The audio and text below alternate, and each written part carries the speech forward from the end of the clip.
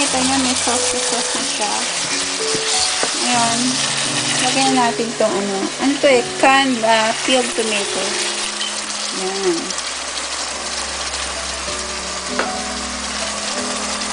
Para magkaroon pa ng maraming sauce. Tapos ganyan yun lang.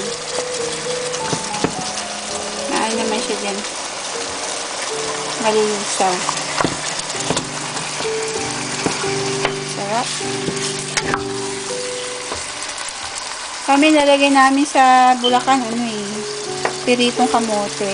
Masarap ito. Sa chicken estofado. Wala pangit yung kamote dito sa Amerika, yung orange. Walang laman, puro fiber lang. Ang layo naman ng Asian store kung pumunta ng Asian store. Pwede na yan. Tapos, gusto ko sa estofado ko kasi yung lata-lata yung carrots siya. Lagyan natin carrots para lumataan siya. Ayan.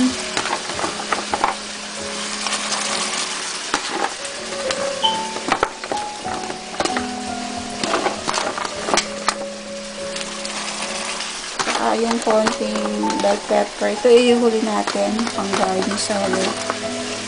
Ayan. Sarap. Sarap. Tagal na kasi ako hindi nagluluto Nagluto ko. Na-miss ko na. Takpan ulit natin.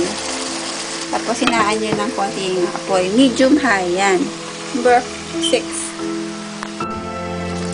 Tingnan natin.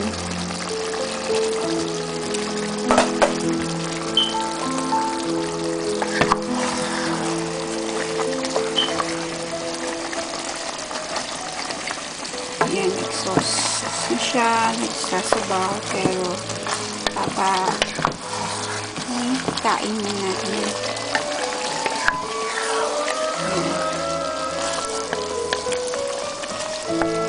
Diba? Luto na ako. Pero kainin ko lahat, kalahati nito ako lang lubos.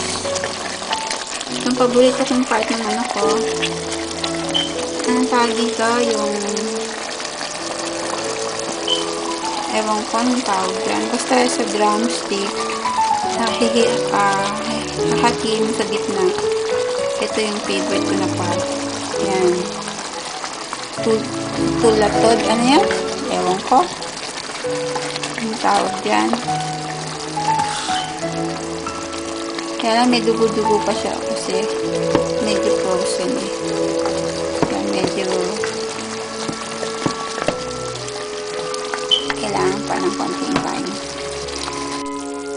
So, ito, luto na yung ating chicken estofado or chicken stew. Nagmamantika na siya. Ito mo yung sauce niya. Sarap.